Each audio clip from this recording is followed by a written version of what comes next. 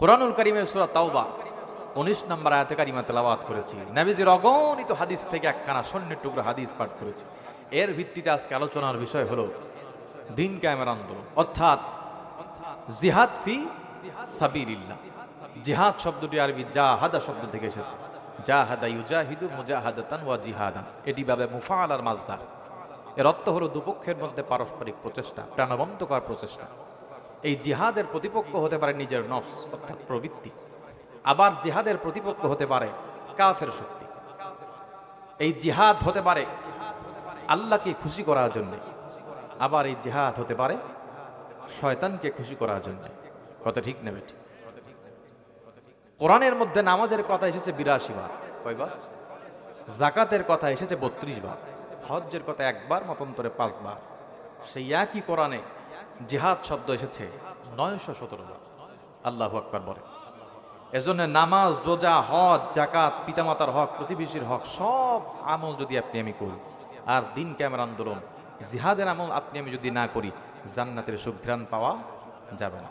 আল্লাহ তাআলা কোরআনুল কারীমের মধ্যে বলেন, আজআলতুম সিকায়াতাল হাজ্জি ওয়া ইমারাতাল মাসজিদিল হারাম মাসজিদিল হারামি কামান আমানা বিল্লাহি ওয়াল ইয়াউমিল আখির ওয়া জাহাদা ফি সাবিলিল্লাহ লা ইয়াস্তাউনা ইনদাল্লাহ ওয়াল্লাহু লা ইয়াহদিল কওমাদ যালিমিন।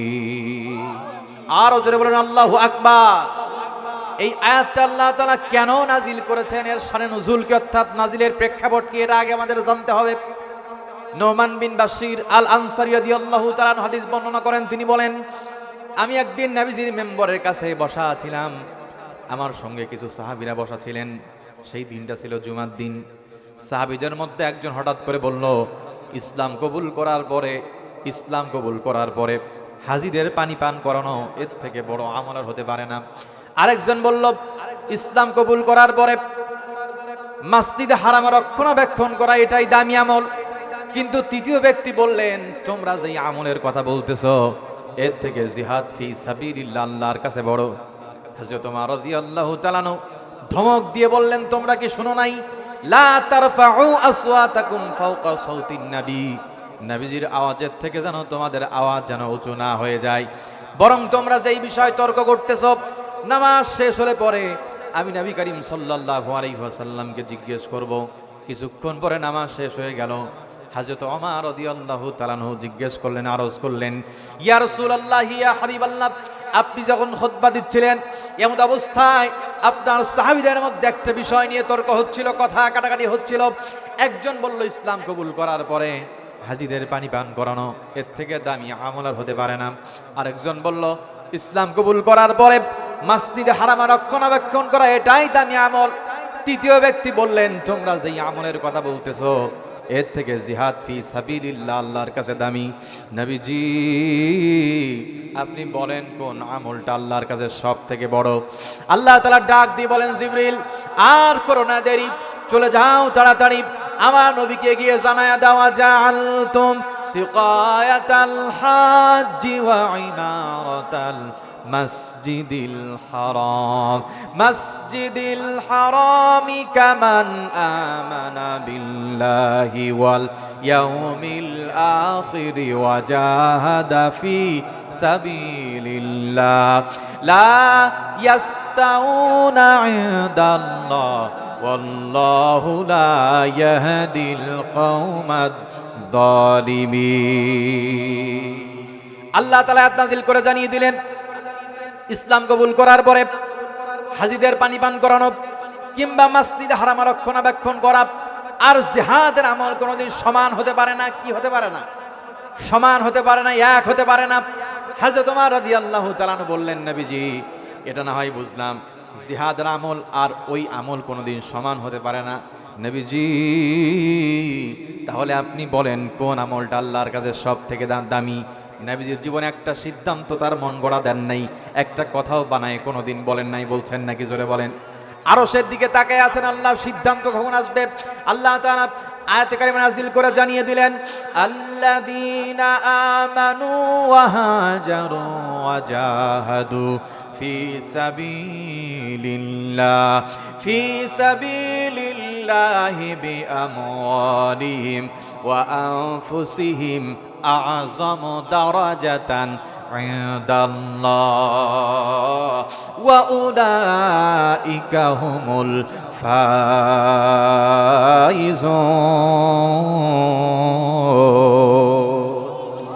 हकीकत से तू दुनिया बेखबर है, दुनिया की नुमाइश पर नजर है, नमी गोयम के अज दुनिया जुदा बाश बहर कारे के बाशिबा खुदावा तिस्ते दुनिया अज खुदा गाफिल उदान ने खमाशु নুকুরাহ ফর জিন্দজা। আল্লাহ তাআলা আয়াত নাযিল করে জানিয়ে দিলেন, আল্লাযীনা আমানু, নিশ্চয় যারা ঈমান এনেছে, ঈমান আনার পরে ওয়া হাজারু, যারা হিজরত করেছে, হিজরত করার পরে ওয়া জাহাদু, যারা জিহাদ করেছে, ফি সাবিলিল্লাহ, আল্লাহর রাস্তায় জান এবং মাল দিয়ে। আল্লাহ বলেন আযমু শব্দটি ইসমে তাবদীলের সিগা, সুপারলেটিভ ডিগ্রি, আধিক্যতা বুঝি আল্লাহ বলেন আযমু দারাজাতান ইনদাল্লাহ, আমি আল্লাহর কাছে জিহাদের মর্যাদা সব থেকে বেশি। এ বক্তব্য কার? জোরে বলেন বক্তব্য কার? সুতরাং জিহাদের আমল করতে গিয়ে মানুষ আপনাকে রাজাকার বলতে পারে, জিহাদের আমল করতে গিয়ে মানুষ আপনাকে জঙ্গি বলতে পারে, কিন্তু আল্লাহর বক্তব্য আযমু দারাজাতান ইনদাল্লাহ, আমি আল্লাহর কাছে জিহাদের মর্যাদা সব থেকে বেশি। আর আল্লাহর কাছে প্রিয় হওয়ার জন্য প্রয়োজনে মুসলমানরা জান এবং মাল দিয়ে আল্লাহর রাস্তায় জীবন বিসর্জন দেবে, তবু জিহাদ থেকে মুসলমানকে বঞ্চিত রাখা যাবে না। জোরে বলেন ঠিক কিনা? আল্লাহ তাআলা বললেন আযমু দারাজাতান ইনদাল্লাহ, আমি আল্লাহর কাছে জিহাদের মর্যাদা সব থেকে বেশি। সুতরাং সব আমল যদি আপনার আমার মধ্যে থাকে, আর দিন কিয়ামতের আন্দোলন জিহাদের আমল যদি আপনার আমার মধ্যে না থাকে, কোশ্চিনকালে জান্নাতের সুঘ্রাণ পাওয়া যাবে না। এই পথ কণ্টকাকীর্ণ কুসংস্তীর্ণ নয়, কাঁটাযুক্ত পথ, চড়াই উচ্চাই পেরিয়ে কাঙ্ক্ষিত লক্ষ্যে পৌঁছাতে পারলেই না জান্নাতে যাওয়া যায়। দাড়ি টুপি জুব্বা এগুলো দেখেই যে জান্নাতে ঢুকাই দেবে ব্যাপারটা তা না। আল্লাহ তাআলা যদি দাড়ি টুপি জুব্বা এগুলো দেখেই জান্নাতে ঢুকায়, তাহলে আব্দুল্লাহ ইবনে উবাই ইবনে সালুল তো জান্নাতুল ফিরদাউস পায়। তার দাড়ির কোনো সমস্যা ছিল না, তার টুপির কোনো সমস্যা ছিল না, তার জুব্বার কোনো সমস্যা ছিল না, কিন্তু আল্লাহ তাআলা তার ব্যাপারে বললেন ইন্নাল মুনাফিকিনা ফিদ দারকিল আসফালি মিনান নার, মুনাফিকদের জায়গা হবে জাহান্নামের সর্বনিম্ন স্তরে। অর্থাৎ কাফের বেঈমানরা ইসলাম কবুল না করা সত্ত্বেও জাহান্নামের যেই স্তরে থাকবে, মুনাফিকরা সর্বনিম্ন স্তরে থাকবে। অগণিত দিন, অসংখ্য দিন নবী করিম সাল্লাল্লাহু আলাইহি ওয়াসাল্লামের পেছনে নামাজ পড়েছে, নামাজ শেষ করেই নবীজির বিরুদ্ধে ষড়যন্ত্রে লিপ্ত হয়েছে। এত বড় একজন মুনাফিক ছিল, যার নেতৃত্বে উহুদের প্রান্তরে মাত্র 1000 সৈন্য থেকে 300 জন মুনাফিক মাইনাস হয়ে গিয়েছিল। শুধু তাই নয়, মা আয়েশা সিদ্দিকা রাদিয়াল্লাহু তাআলা আনহার নামে কুচ্ছা রটনা করেছিল, যার কারণে মা আয়েশা এবং নবীজির মধ্যে মনোমালিন্য দেখা দিয়েছিল, কথাবার্তা ছিল না। পরবর্তীতে আল্লাহ তাআলা আয়াতে কারিমা নাযিল করে মা আয়েশা পবিত্রা এটা ঘোষণা করে দিয়েছিলেন। জোরে বলেন সুবহানাল্লাহ। ভাইরা আমার, বাপজিরা আমার, এই আব্দুল্লাহ ইবনে উবাই ইবনে সালুল যখন অন্তিম শয্যায় শায়িত হয়েছে, সন্তান আব্দুল্লাহ নবীর কাছে আসলেন, ইয়া রাসূলুল্লাহ, ইয়া হাবিবাল্লাহ, আমার পিতা অন্তিম শয্যায় শায়িত হয়েছে, আমি আপনার কাছে এসেছি কারণ পিতার জন্য কার না অন্তর কাঁদে? কথা বলুন ঠিক কিনা? বলি ইয়া রাসূলুল্লাহ, ইয়া হাবিবাল্লাহ, আমি জানি আমার পিতা অপরাধী, এমনকি আমার বাবা মুনাফিকও হতে পারে। সরাসরি ডিরেক্টলি বলছেন না আমার পিতা মুনাফিক, বাবার প্রতি সম্মান দেখায় বলছে আমার বাবা মুনাফিকও হতে পারে, কিন্তু বাবার জন্য আমার অন্তর কাঁদে। নবীজি, আমার পিতা মারা যাবে যখন, আপনি আপনার শরীরের ঘাম মিশ্রিত জুব্বাটা আমার পিতার কাফন হিসেবে দিয়া দিবেন। এক নম্বর দাবি। নবী করিম সাল্লাল্লাহু আলাইহি ওয়াসাল্লাম বললেন, কেন? বলছে আমার বিশ্বাস আপনি নবীর ঘাম মিশ্রিত জুব্বা যদি আমার পিতার শরীরে স্পর্শ করে, জাহান্নামের আগুন আমার পিতাকে স্পর্শ করতে পারবে না। নবীজি সম্মতি দিয়ে দিলেন। 2 নাম্বার দাবি, নবীজি আমার পিতা মারা যাবে যখন আপনি আমার পিতার জানাজা পড়াবেন, কারণ নবী রাজার জানাজা পড়ায় সে কোনোদিন জাহান্নামী হতে পারে না। 3 নাম্বার দাবি, নবীজি আমার পিতার কাফনে জড়ানো হয়ে যাবে, দাফন হয়ে যাবে, আপনি আমার পিতার কবরের পাশে দাঁড়িয়ে একটু দোয়া করে দেবেন, যাতে করে আল্লাহ পাক রব্বুল আলামিন আমার পিতাকে ক্ষমা করে দেয়। নবী করিম সাল্লাল্লাহু আলাইহি ওয়াসাল্লাম সম্মতি দিয়ে দিলেন। আব্দুল্লাহ হাস্যোজ্জ্বল চেহারা নিয়ে বাসায় চলে গেল। কিছুদিন পর আব্দুল্লাহ ইবনে উবাই ইবনে সালুল মারা গেল। সন্তান কাঁদতে কাঁদতে এসে বলেন, ইয়া রাসূলুল্লাহ, ইয়া হাবিবাল্লাহ, আমার পিতা মারা গিয়েছে, আমি আপনার কাছে 3টি দাবি রেখেছিলাম, আপনি পূরণ করবেন বলে সম্মতি দিয়েছিলেন।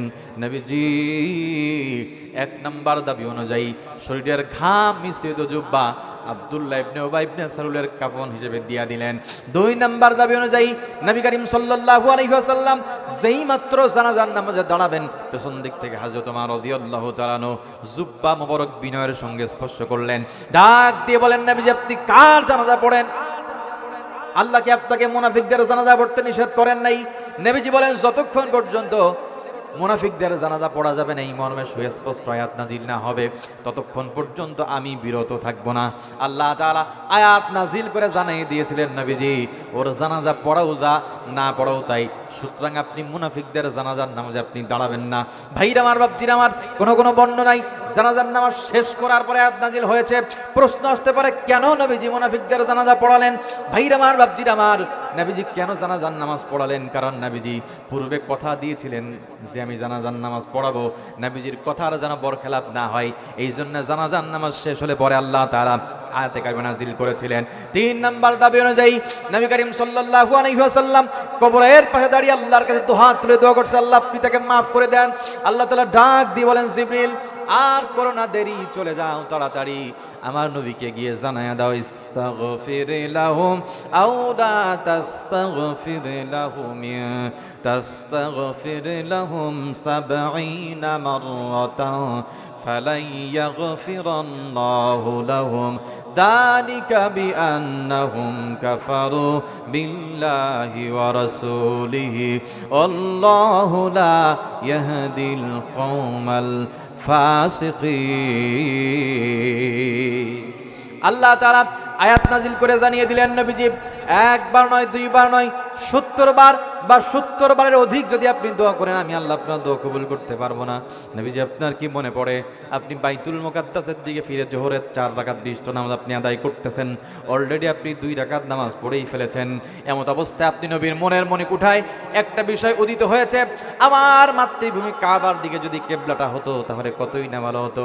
সঙ্গে সঙ্গে জিবরিলকে পাঠিয়ে দিয়ে জানিয়ে দিয়েছি, জানায়া দাও, কদ নারা তাকাল্লুবা ওয়াজহিকা ফিস সামাই ফালা নুওয়াল্লিয়ান্নাকা কিবলাতান তারদাহা ফাওয়াল্লি ওয়াজহাকা শাতরাল মাসজিদিল হারাম। আমার নবীকে গিয়ে জানায়া দাও, নবী যেন বাকি 2 রাকাত নামাজ মাতৃভূমি কাবার দিকে ফিরে আদায় করে। নবীজি আপনি নবীর মনের মণিকুঠায় একটা বিষয় উদিত হয়, জবান দিয়ে বলা লাগে না, আরো সে আজিমের সাথে মঞ্জুর হয়ে যায়। কিন্তু নবীজি আজকে আপনি আমাকে রিং দেবেন না, আমি আপনার কল রিসিভ করতে পারবো না, কারণ ব্যক্তিটা অগণিত দিন আপনি নবীর পেছনে নামাজ পড়েছে, নামাজ শেষ করেই আপনি নবীর বিরুদ্ধে ষড়যন্ত্রে লিপ্ত হয়েছে। এজন্য আল্লাহ তাআলা শুধু দাড়ি, শুধু টুপি, শুধু জুব্বা এগুলো দেখেই জান্নাতে ঢুকাই দেবে, ব্যাপারটা তা না। আল্লাহ তাআলা অবশ্যই পরীক্ষা করবেন। আমার কথা না, আল্লাহ তাআলা কোরআনে বলেন, আম হাসিবাতুম আতাদখুলুল জান্নাতা ওয়ালাম্মা ইয়ালামিল্লাহুল্লাযীনা জাহাদু মিনকুম ওয়া ইয়ালামাস সাবিরিন। আল্লাহ তাআলা বলেন, মানুষ কি মনে করেছে তারা এমনি এমনি জান্নাতে চলে যাবে আর তাদের পরীক্ষা করা হবে না? আল্লাহ পাক অবশ্যই দেখবে কার মধ্যে জিহাদের আমল ছিল, আর কে বিপদ আপদ মুসিবতে উত্তম ধৈর্য ধারণ করেছে। আল্লাহ তাআলা 2টা জিনিস দেখে তারপরে জান্নাতে ঢুকাবে। আবার আল্লাহ তাআলা অন্য জায়গায় বলেন, আম হাসিবতুম আন তাদখুলুল জান্নাতা ওয়ালাম্মা ইয়াতিকুম মাসালুল লাযীনা খালাউ মিন ক্বাবলিকুম মাসাতুহুমুল বাসা ওয়াদ الضرا وزلزلوا حتى يقول الرسول والذين آمنوا معه متى نصر الله ألا إن نصر الله قريب মুসলমানরা মাদিনায় হিজরত করার পরে ইহুদি খ্রিস্টান কাফেরদের যারা যখন বারবার জুলুম নির্যাতনের শিকার হচ্ছে, তখন একদল সাহাবীরা নবীজির কাছে এসে বললেন, ইয়া রাসূলুল্লাহি, ইসলাম কবুল করার কারণে, আল্লাহর দ্বীনকে আল্লাহর জমিনে বাস্তবায়ন করার কারণে এমন কোন জুলুম, এমন কোন নির্যাতন নাই আমাদের উপরে করা হচ্ছে না। আপনি একটু আল্লাহর কাছে দোয়া করে দেন যাতে করে আমরা তাদের হাত থেকে নিষ্কৃতি পাই। তখন আল্লাহ তাআলা আয়াত নাযিল করে জানিয়ে দিলেন, তোমরা কি মনে করেছো আল্লাহ তাআলা তোমাদের এমনি এমনি জান্নাতে ঢুকাই দিবে? তোমাদের পরীক্ষা করবে না? অবশ্যই তোমাদের পরীক্ষা করবে। যেমন ভাবে আল্লাহ তাআলা পূর্বপুরুষকে পরীক্ষা নিয়েছিল, তোমাদের পূর্বপুরুষের উপরে যেমন পরীক্ষা এসেছিল, বিপদ আপদ, দুঃখ কষ্ট, দুঃখ দুর্দশা তাদেরকে স্পর্শ করেছিল। এক পর্যায়ে নবীজি এবং মুমিনরা বলতে বাধ্য হয়েছিলেন, আল্লাহর সাহায্য কখন আসবে? আল্লাহ তাআলা সান্ত্বনা দিয়ে বলেছিলেন, আলা, তোমরা জেনে রাখো, ইন্না নাসরুল্লাহি করিব, আমি আল্লাহর সাহায্য অতি নিকটে। কার সাহায্য? জোরে বলেন, কার সাহায্য? আল্লাহ তাআলা পৃথিবীতে যুগে যুগে যত নবী রাসূল প্রেরণ করেছেন সকলকে পরীক্ষা দিতে হয়েছে। এমনকি সাহাবায়ে কেরামরা আল্লাহর দ্বীনকে আল্লাহর জমিনে বাস্তবায়ন করার জন্য জীবন দিয়েছেন। সাহাবায়ে কেরাম আল্লাহর দ্বীনকে আল্লাহর জমিনে বাস্তবায়ন করার জন্য ওয়াকাতরে নিজের জীবনটা বিসর্জন দিয়েছেন, কিন্তু বাতিলের সঙ্গে আতাত করেন নাই।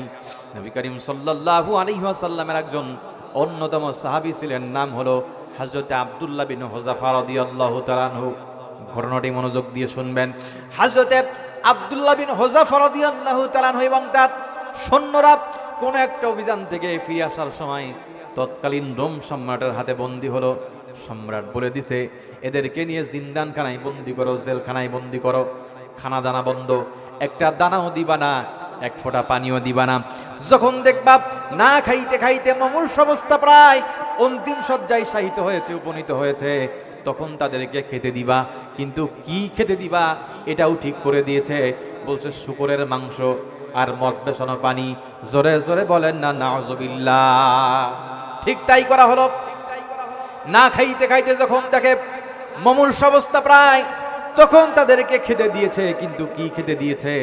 যেটাই সম্রাট বলেছিল, মদ মেশানো পানি আর শুকরের মাংস সামনে পরিবেশন করা হলো। আমার ভাইরা, কোরআনের ভাষায় পরিস্থিতি যদি এমন হয় জীবন বের হয়ে যাচ্ছে, জীবন চলে যাচ্ছে, তাহলে জীবন বাঁচানোর তাগিদে সামান্য পরিমাণ হারাম খাদ্য ভক্ষণ করা ইসলাম বৈধতা দিয়েছে, অনুমতি দিয়েছে, কিন্তু পেট ভর্তি করে খাওয়া বৈধ নয়। আল্লাহ তাআলা বলেন, ফামানিতুররা গায়রা বাগিন ওয়ালা আদি ফালা ইসমা আলাই। পরিস্থিতি যদি এমন হয় জীবন চলে যাচ্ছে, এমন অবস্থায় সামান্য পরিমাণ হারাম খাদ্য ভক্ষণ করা যাবে। আমার ভাইরা, হযরত আব্দুল্লাহ বিন হুযাফা রাদিয়াল্লাহু তাআলা চিন্তা করলেন, এই অবস্থায় ইসলাম অনুমতি দিয়েছে সামান্য পরিমাণ হারাম খাদ্য গ্রহণ করার, কিন্তু আমি যদি এই মুহূর্তে সামান্য পরিমাণ হারাম খাদ্য গ্রহণ করি, তাহলে তারা বলবে, দেখো উম্মতে মুহাম্মাদি কেমন কাপুরুষ, জীবন বাঁচানোর জন্য তারা মুহাম্মাদের আদর্শকে বিসর্জন দিয়েছে, মুহাম্মাদের আদর্শ ভুলে গিয়েছে। এই কথা যেই মাত্র মাথায় এসেছে, সঙ্গে সঙ্গে সামনে থাকা মদ মেশানো পানি আর শুকরের মাংস লাথি দিয়ে গোড়াই দিল। ভাইরা আমার, বাপজিরা আমার, ডাক্তারকে সম্রাট ডাক দিয়ে বলে, ডাক্তার তুই না বললি এর শরীরে, এদের শরীরে কোনো শক্তি নাই, কোনো বল নাই, এত শক্তি আসলো কোত্থেকে? বলছে সম্রাট, এটা তো শরীরের শক্তি না, এটা হলো মুসলমানদের ইমানের শক্তি। কথা বলেন ঠিক কিনা? ইমানের শক্তি থাকার কারণে বদরের প্রান্তরে মাত্র ৩১৩ জন নিয়ে নবী করিম সাল্লাল্লাহু আলাইহি ওয়াসাল্লাম বিজয় রক্তিম সূর্য এনেছিলেন। ভাইরা আমার, বাপজিরা আমার, যখন ডাক্তার বলছে এটা ইমানের শক্তি, সম্রাট বলছে ওদের ইমানের পাওয়ার কত, ইমানের জোর কত আজকে দেখবো। সঙ্গে সঙ্গে ওই মুসলমানদের মধ্যে তার সাথীদের মধ্য থেকে, সঙ্গীদের মধ্য থেকে একজনকে ধরে নিয়ে রাজপ্রাসাদে বড় বড় ডেকের মধ্যে হাজার হাজার মানুষের রান্না করা হয়। একজন সাথীকে ধরে নিয়ে ওই ফুটন্ত পানির মধ্যে যেই মাত্র সাথীকে ছেড়ে দিল, চিৎকারের আওয়াজ তার কানে ভেসে আসলো। আমার ভাইরা, যেই মাত্র চিৎকারের আওয়াজ ভেসে আসলো, হযরতে আব্দুল্লাহ বিন হুযাফার চোখ দিয়ে দরদর করে পানি নামতেছে। হযরতে আব্দুল্লাহ বিন হুযাফা ক্রন্দন করতেছে। সম্রাট ডাক দিয়ে বলে, আব্দুল্লাহ বিন হুযাফা, তুমি যদি তোমার মুহাম্মাদের আদর্শ থেকে আদর্শচ্যুত না হও, এর থেকে ভয়াবহ পরিণতি তোমার হবে। হযরতে আব্দুল্লাহ বিন হুযাফা বলেন, রে সম্রাট, আমার জীবন চলে যাবে, আমি আমার জীবনটা বিসর্জন দিয়ে দিব, কিন্তু আমি তোর সঙ্গে বাতিলের সঙ্গে কোনোদিন আদাত করব না। আমি আমার রাসূলের আদর্শ থেকে এক চুল পরিমাণ আমি পিছপা হব না। আল্লাহর দিনকে আল্লাহর জমিনে বাস্তবায়ন করার জন্য সাহাবায়ে কেরাম হাসতে হাসতে নিজের জীবনটা বিসর্জন দিয়েছেন, কিন্তু বাতিলের কাছে তারা এক মুহূর্তের জন্য মাথা নত করে নাই। জোরে বলেন ঠিক কিনা? নবী করিম সাল্লাল্লাহু আলাইহি ওয়াসাল্লাম উহুদ যুদ্ধের প্রাক্কালে সাহাবীদেরকে নিয়ে বসা, ডাক দিয়ে বলেন, আমি এখন আমার তরবারি দিতে চাই। যে ব্যক্তি আমার তরবারির হক আদায় করতে পারবে, তার হাতে আমি আমার তরবারি উঠাই দিব। হযরত আবু দুজানা হাত উঁচু করলেন, ইয়া রাসূলুল্লাহ, ইয়া হাবিবাল্লাহ, আমি আপনার তরবারির হক আদায় করতে চাই, কিন্তু আমি জানতে চাই আপনার তরবারির হক কি। নবী করিম সাল্লাল্লাহু আলাইহি ওয়াসাল্লাম বলেন, এই তরবারি দিয়ে কোনো মুসলমানকে আঘাত করা যাবে না, কোনো কাফেরের ভয়ে ময়দান থেকে পালানো যাবে না। হয়তো তুমি শহীদ হয়ে যাবে, না হয় তুমি বিজয় অর্জন করবে, তবু যুদ্ধের ময়দান থেকে তুমি পালাতে পারবে না। ভাইরা আমার, বাপজিরা আমার, রাসূল করিম সাল্লাল্লাহু আলাইহি ওয়াসাল্লাম তার প্রতি আশ্বস্ত হয়ে তরবারিটা তার হাতে উঠায় দিলেন। এদিকে জুবাইর ইবনুল আওয়াম রাদিয়াল্লাহু তাআলা মনে মনে বললেন, আমি সুঠাম দেহের অধিকারী, 7 ফিট লম্বা, যেমন আমার শরীর তেমন আমার শক্তি, আমার হাতে নবীজি তরবারি না দিয়ে কেন হালকা পাতলা একজন সাহাবী আবু দুজানার হাতে নবীজি তরবারি উঠায় দিলেন। আমি আজকে দেখতে চাই কেমন করে সে নবীজি তরবারির হক আদায় করতে পারে। হযরত আবু দুজানা নবী করিম সাল্লাল্লাহু আলাইহি ওয়াসাল্লামের তরবারি হাতে নিয়ে কবিতার কয়েকটা পংক্তি তার জবান থেকে বের করেছিলেন। তিনি বলেছিলেন, আজকে আমার হাতে নবীজির তরবারি, আজকে দুনিয়াবাসী দেখবে আমি কেমন করে নবীজির তরবারির হক আমি আদায় করতে পারি। ভাইরা আমার, বাপজিরা আমার, মুহূর্তের মধ্যে শুরু হয়ে গেল ঘোরতর যুদ্ধ। উহুদের প্রান্তরে যুদ্ধ করতে করতে হযরতে আবু দুজানা রাদিয়াল্লাহু তাআলা আনহু অনেক কাফিরকে জাহান্নামে পাঠিয়ে দিলেন। তারপর শেষ প্রান্তে যখন তিনি চলে গেলেন, তিনি দেখলেন আবু সুফিয়ানের স্ত্রী হিন্দার নেতৃত্বে মহিলারা মুসলমানদের বিরুদ্ধে কাফেরদের মনোবল বৃদ্ধি করার জন্য কবিতা পাঠ করতেছে। হযরতে আবু দুজানা হিন্দার মাথা বরাবর তরবারি রাখলেন, আবার মুহূর্তের মধ্যে নামাই নিলেন। হযরত জুবাইর ইবনুল আওয়াম রাদিয়াল্লাহু তাআলা আনহু বললেন, এত বড় সুযোগ পেয়ে আপনি হাতছাড়া করলেন কেন? বলছে, আপনি কি জানেন না এটা কার তরবারি? বলছে, হ্যাঁ জানি, এটা নবীজির তরবারি। বলছে, হ্যাঁ আমি এই জন্য চাইনি নবীজির তরবারি কোন মহিলার রক্ত দ্বারা কলুষিত করতে। আমার ভাইরা, সেখান থেকে তিনি যখন চলে আসবেন, একজন বড় কুস্তিগির কাফেরের সঙ্গে দেখা হয়ে গেল। হযরত জুবাইর ইবনুল আওয়াম রাদিয়াল্লাহু তাআলা আনহু বললেন, এবার আবু দুজানা জায়গা মতো পড়ে গিয়েছে, আমি দেখতে চাই কেমন করে নবীজির তরবারির হক আদায়। আল্লাহু আকবার বলেন। মুহূর্তের মধ্যে সংঘর্ষ শুরু হয়ে গেল। হযরত আবু দুজানা বললেন, তুমি আগে আঘাত করো। মুসলমানরা কাউকে আগে আঘাত করতে পারে না, আঘাত করলে পরে প্রতিহত করে। আমার ভাইরা, যেই মাত্র ওই কাফের কুস্তিগির বীরবলন আঘাত করলো, হযরত আবু দুজানা ঢাল দিয়ে প্রতিহত করলেন। ঢাল দিয়ে প্রতিহত করার সঙ্গে সঙ্গে ঢাল ভেঙে চূর্ণ বিচ্ছিন্ন হয়ে তিনি সামান্য পরিমাণ কাঁধে আঘাতপ্রাপ্ত হলেন। এবার হযরত আবু দুজানা এমন সজোরে তার তরবারি চালালেন, তার তরবারির আঘাতে ওই কাফেরের পেট থেকে দ্বিখণ্ডিত হয়ে 2 ভাগ হয়ে জমিনে পড়ে গেল। নারায়ে তাকবীর।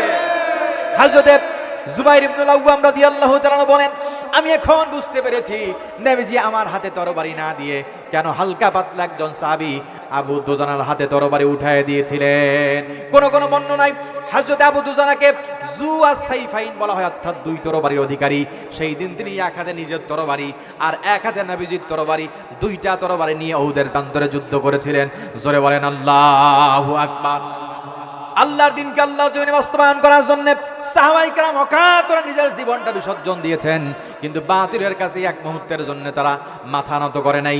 এজন্য আল্লাহ তাআলা অবশ্যই পরীক্ষা করবেন। আল্লাহ কোরআনের মধ্যে বলেন, হাসিবান নাসু আই ইউতরাকু আই ইয়াকুলু আমান্না ওয়া হুম লা ইফতানুন। আল্লাহ তাআলা বলেন, মানুষ কি মনে করেছে তারা মুখে বলবে আমি ঈমানদার, আমি ঈমান এনেছি, এটা বললেই মানুষকে ছেড়ে দেওয়া হবে। ওয়াহুম লা ইফতানুন, আর মানুষকে পরীক্ষা করা হবে না। আল্লাহ বললেন অবশ্যই মানুষকে পরীক্ষা করব। আল্লাযী খালাকাল মাউতা ওয়াল হায়াতা লিয়াবলুয়াকুম আইয়ুকুম আহসানু আমালা। আল্লাহ তাআলা দেখবেন আহসানু আমালা, কে উত্তম আমল করেছে। আল্লাহ পাক দেখবেন না বান্দার আমলের কোয়ান্টিটি, অর্থাৎ বান্দা কে কত বেশি আমল করে ফেলেছে। আল্লাহ তাআলা দেখবেন বান্দার আমলের কোয়ালিটি। বান্দা যদি মানসম্মত আমল করতে পারে, নবী করিম সাল্লাল্লাহু আলাইহি ওয়াসাল্লাম বলেন আখলিস দীনাকা ইয়াকফিকাল আমালুল কলিল।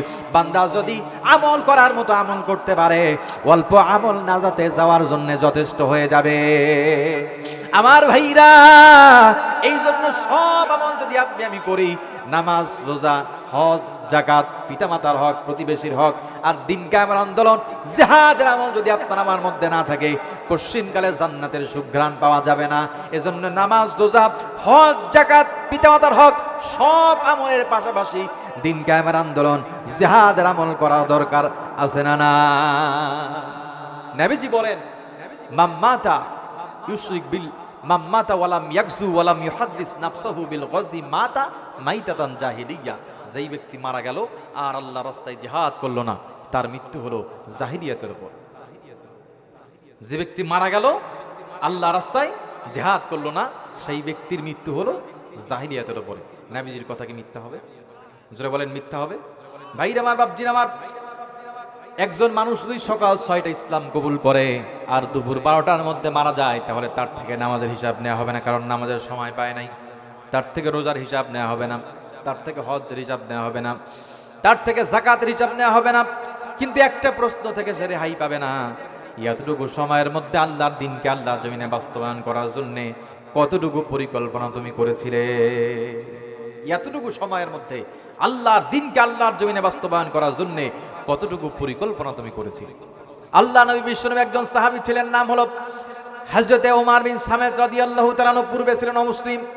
অমুসলিম হলেও মুসলমানদের প্রতি তার ভালোবাসার বিন্দুমাত্র কমতি ছিল না।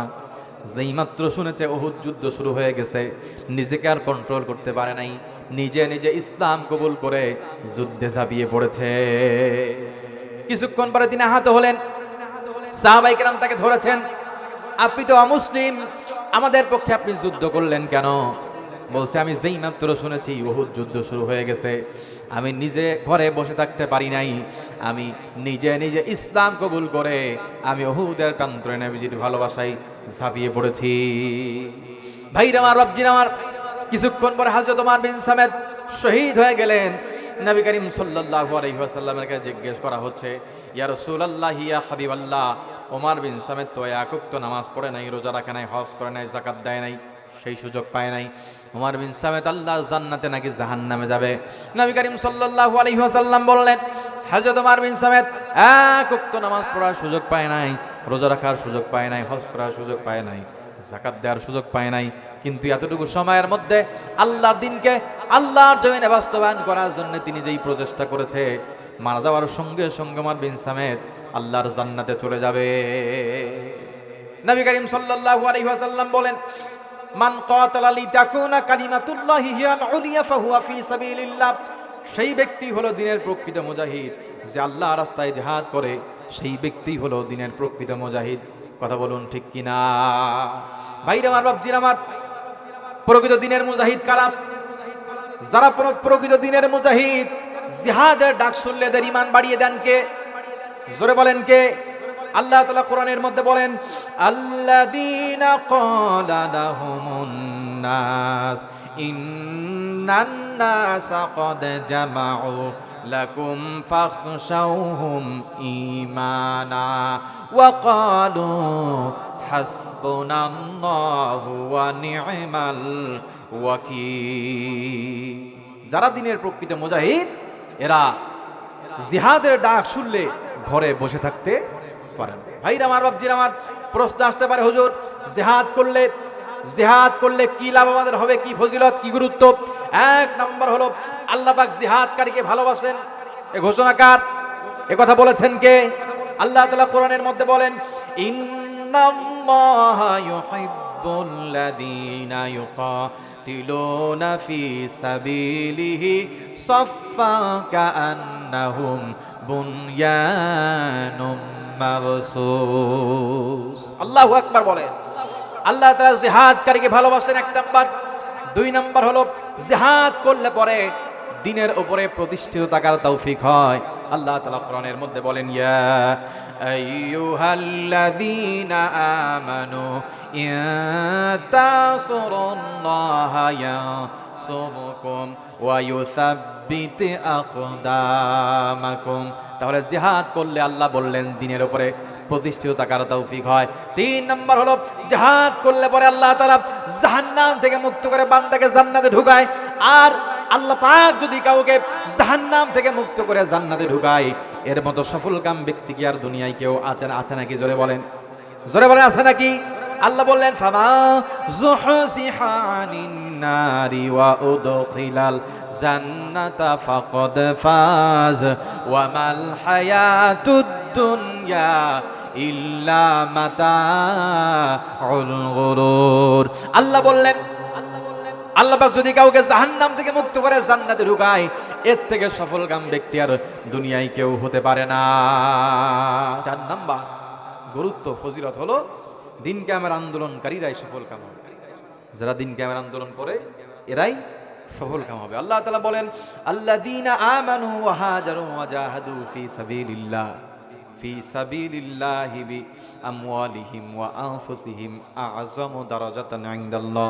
আল্লাহ তাআলা বলেন, আল্লাহ রাস্তায় যারা জিহাদ করে জান এবং মাল দিয়ে, আ'যামু দারাজাতান ইনদাল্লাহ, আমি আল্লাহর কাছে জিহাদের মর্যাদা সব থেকে বেশি। এজন্য দিন কিয়ামতের আন্দোলনকারীরাই সফলকাম হবে।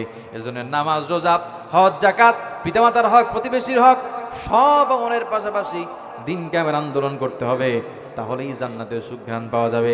অন্যথায় সব আমল যদি আপনি করেন আর দিন কিয়ামতের আন্দোলন থেকে যদি আপনি দূরে থাকেন, কোনোদিন কশ্চিনকালে জান্নাতের সুঘ্রাণ পাওয়া যাবে না।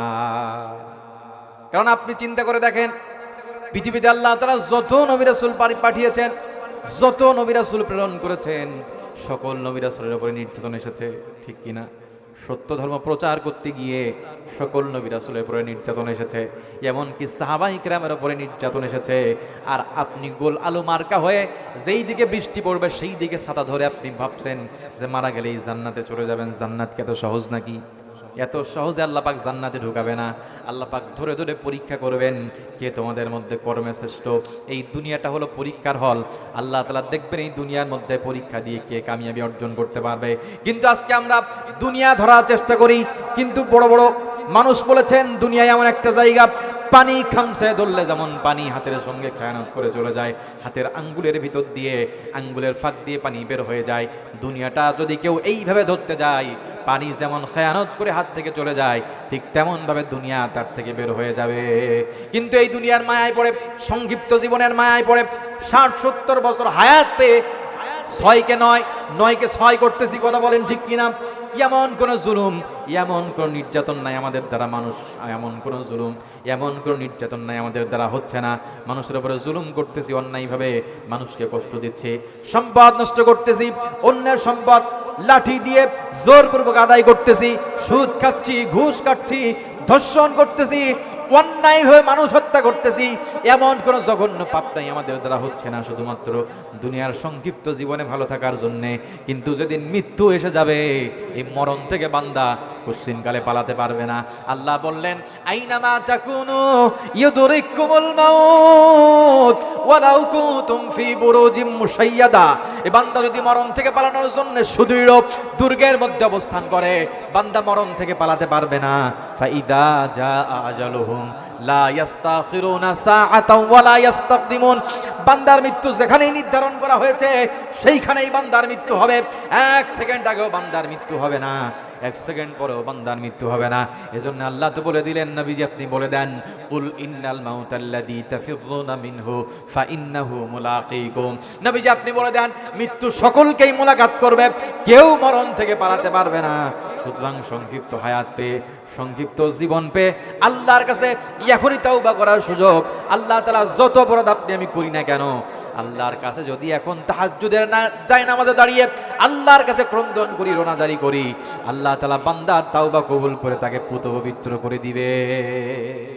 আল্লাহ তাআলা নিজেই ঘোষণা করে দিয়েছেন, কুল ইয়া ইবাদিয়াল্লাযীনা আসরাফু ইলা আখিরিল আয়া। আল্লাহ তাআলা আয়াত নাজিল করে জানিয়ে দিলেন, নবীজি আপনি বলে দেন, যারা গুনাহ করে অন্তরটা নষ্ট করে ফেলেছে তারা যেন আল্লাহ রহমত থেকে এক মুহূর্তের জন্য নিরাশ না হয়। বান্দার গুনাহ থাকতে পারে জমিন ভরা, একটাবার যদি বান্দা আমার কাছে চোখের পানি ছেড়ে দিয়ে রোনাজারি করতে পারে, ক্রন্দন করতে পারে, বান্দার চোখের পানি নাকের ডগায় আসার আগেই আমি বান্দাকে ক্ষমা করে দিয়ে পুত পবিত্র করে দিব। আল্লাহ তাআলা সূরা তাহরিম ৮ নম্বর আয়াতের মধ্যে বলেন, ইয়া আইয়ুহাল্লাযীনা আমানু তুবু ইলাল্লাহি তাওবাতান নাসুহা। হে ইমানদারগণ, তোমরা আল্লাহর কাছে তাওবা করো। তাওবা করার মতো তাওবা এমন তাওবা নয় রাতে তাওবা করলাম সকালে ভঙ্গ হয়ে গেল, এমন তাওবা তোমরা আল্লাহর কাছে করবা যেটা হলো খাঁটি তাওবা।